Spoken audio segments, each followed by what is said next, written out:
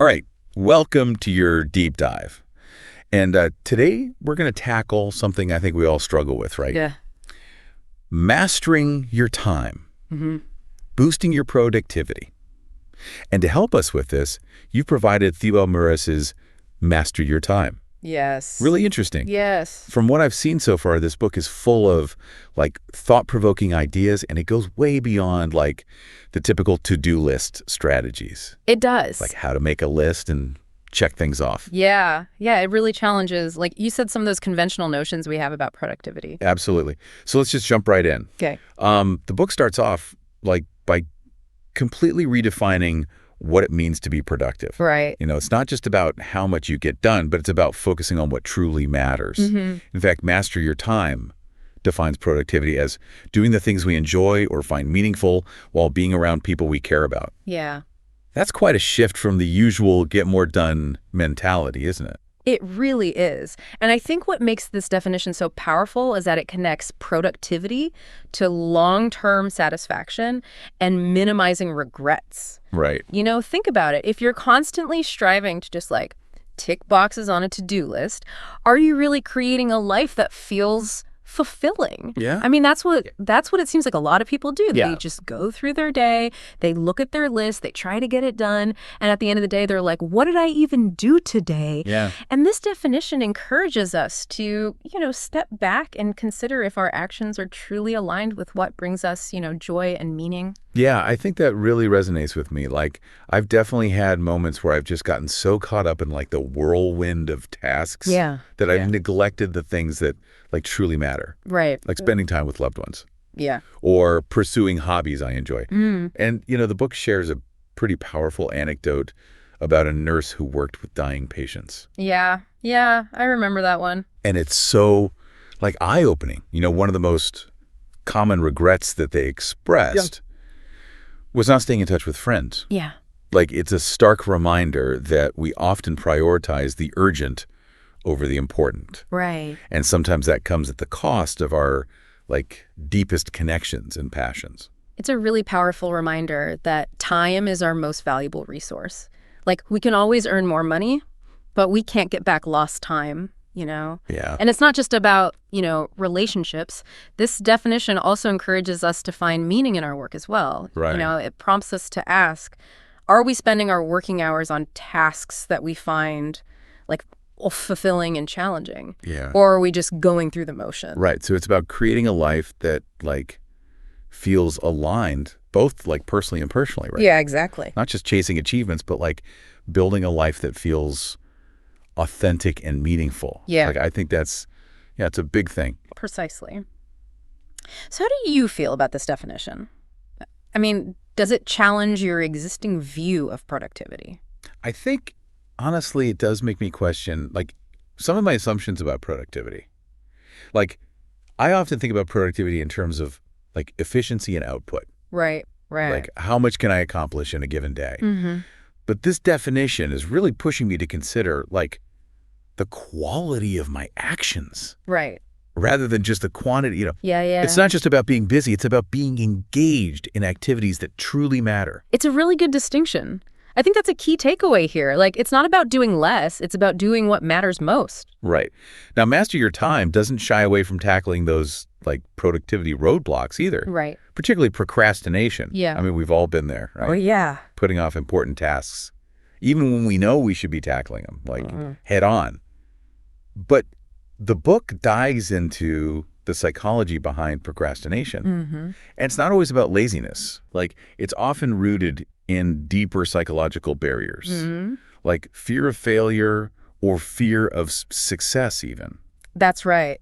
The book argues that procrastination is often like a symptom of something else that's going on. You know, like, for example, someone might procrastinate on a project because they're afraid of not doing a good enough job. Right. Or facing criticism or even succeeding. Right. And then having to, you know, live up to those new expectations. Yeah. And, you know, this fear can be paralyzing and lead to us avoiding the task altogether. So it's not about, like, lacking willpower. It's about understanding and addressing those underlying fears. Right, exactly. And I think this is a much more nuanced perspective than just like labeling ourselves as lazy or unproductive. Totally. Yeah, and recognizing these fears is the first step to overcoming them. Instead of berating yourself for procrastinating, try to identify what's really holding you back. Yeah. Are you afraid of failing? Are you worried about what others will think? And once you pinpoint the root of the issue, you can start to develop strategies to address it. So it's about turning self-criticism into self-awareness and then using that awareness to develop healthier coping mechanisms. That's a great way to put it, yeah. This brings us to another fascinating aspect of master your time. Okay. The idea of time as an investment. Now, I've always heard the saying time is money. Right. But the book takes this concept to a whole new level. It encourages us to see time not just as a resource to spend, but as something to invest wisely for long-term returns. Yeah, it's about making conscious choices with our time. Recognizing that every moment we spend is an opportunity to either contribute to our goals and well-being or to fritter it away on activities that don't align with our values. And, the book uses some really powerful examples to illustrate this. Yeah. Really interesting stuff. Welcome back to your deep dive into Master Your Time.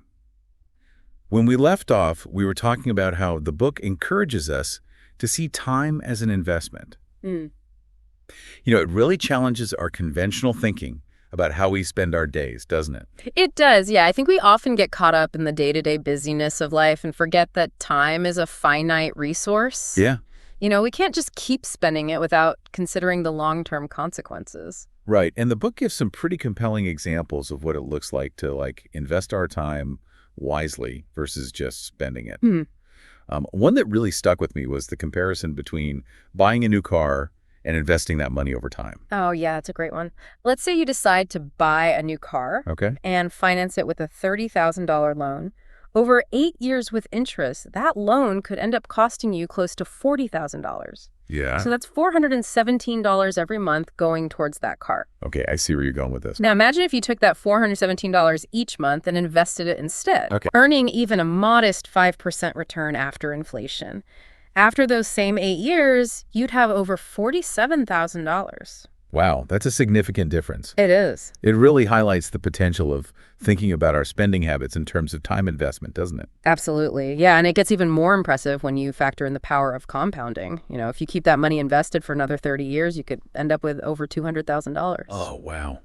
That's incredible. And to think that's just from redirecting the money we might spend on a depreciating asset like a car. It really makes you think about all the other ways we could be investing our resources, both time and money, to create a more secure and fulfilling future. Yeah, it's not just about saving for retirement, though. It's about recognizing that every financial decision we make has an opportunity cost. Are we spending our money on things that truly align with our values and our long-term goals?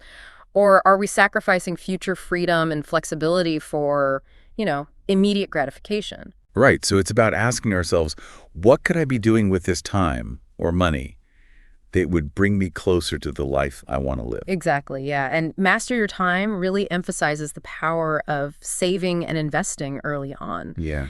Even small, consistent investments can grow significantly over time. It's a reminder that we don't have to make drastic changes overnight. Right. Small, consistent choices can lead to big results over time. Totally. Yeah. And speaking of consistent choices, let's kind of circle back to the topic of focus.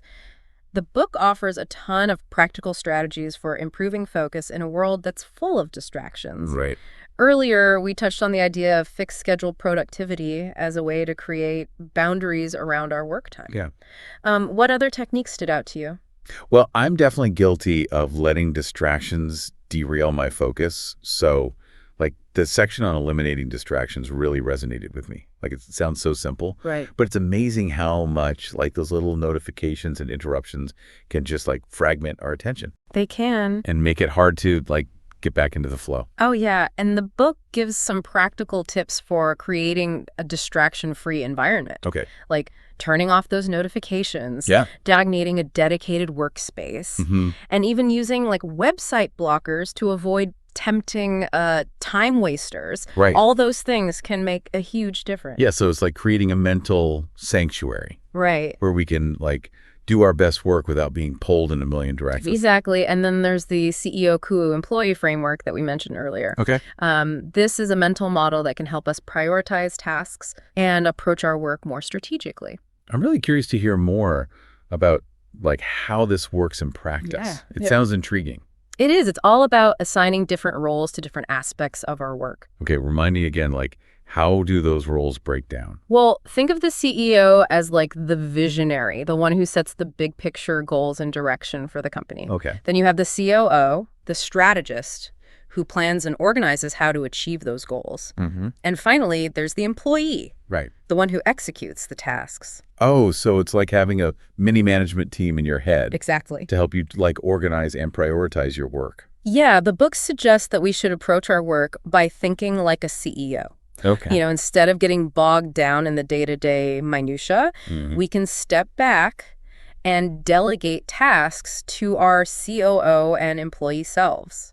I love that analogy. It makes the concept of like prioritizing and delegating so much more relatable and actionable, you know? Yeah, and speaking of actionable strategies, the book also talks about sharpening our focus by reducing external stimulation. This sounds a bit like counterintuitive. Don't we need constant stimulation to like stay engaged and productive? Well, the book argues that constantly bombarding ourselves with information and distractions can actually deplete our mental energy and make it harder to focus on deep, meaningful work. So it's like our brains need a break.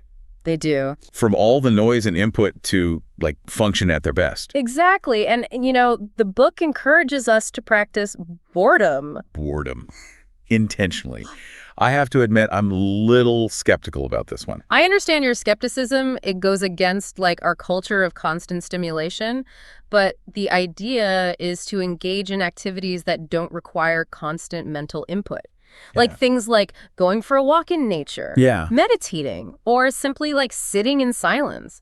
All these can give our brains a chance to rest and recharge. Right. So I can see how that could be beneficial. It's like giving our minds a chance to like declutter and reset. Exactly. And by reducing those external stimuli, we can actually make those like more challenging, but ultimately more rewarding tasks feel less daunting. Right. So it's about training our brains to like find satisfaction in deeper, more meaningful work rather than relying on those like quick hits of dopamine from our phones and social media. That's a great way to put it. Yeah.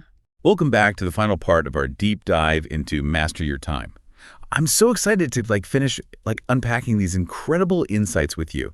We've covered so much ground already, you know, from redefining productivity to exploring the psychology behind procrastination. We even dove into that idea of time as an investment. Yeah, it's been quite a journey. And, you know, now we get to explore how we can actually put all of this knowledge into practice. I mean, it's one thing to understand the concepts, but it's another thing entirely to like actually apply them in our daily lives. Yeah, and that's exactly what I love about Master Your Time. It doesn't just leave us with a bunch of theories. Right. It provides a clear framework for like making meaningful use of our time. It does. In fact, it introduces the 7 criteria for meaningful use of time, which can really help us evaluate how we're spending our, you know, precious hours and make sure our actions are aligned with our values and goals. Okay, I'm all ears. Break down these 7 criteria for me. All right. Well, the first criterion is pretty straightforward. Meaningful. You know, it's about engaging in activities that align with our core values and give us a sense of purpose. So it's not just about being busy, but about making sure we're like busy doing things that truly matter to us. Exactly. And the book emphasizes that this doesn't mean everything we do has to be like easy or enjoyable. Right. You know, there will be times when meaningful work requires us to push through challenges and discomfort, but ultimately it's about contributing to something like bigger than ourselves. Yeah. Something that gives our lives significance. Right. The second is enjoyable. This one seems pretty self-explanatory. Yeah, this one I think I get. Yeah. It's about making time for activities that bring us joy and pleasure. You know, things that make us feel good and recharge our batteries. We often get so caught up in our responsibilities that we forget to prioritize the things that, you know, make life worth living. Right. Yeah, I think that's so important. We need that balance of like meaning and enjoyment to truly thrive. It can't be all work and no play. Exactly. And speaking of play, the third criterion is challenging. Okay. This might seem like a bit of a contradiction, but it's about pushing ourselves beyond our comfort zones. Okay. And engaging in activities that help us grow and learn. Yeah, this reminds me of the concept of deliberate practice that we touched on earlier. Right. It's about like intentionally seeking out challenges that help us improve our skills. Yeah. And expand our abilities. You got it. And the book emphasizes that this is essential for like staying engaged and motivated over the long term. Yeah. When we're constantly learning and growing, we prevent stagnation and keep our minds sharp. Okay, that makes sense. What's next on the list? The fourth criterion is memorable.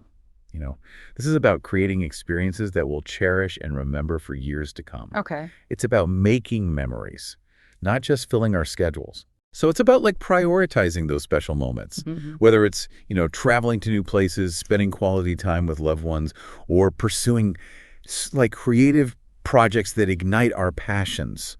It's about creating a life that's rich with experiences that we'll like look back on with fondness. Absolutely.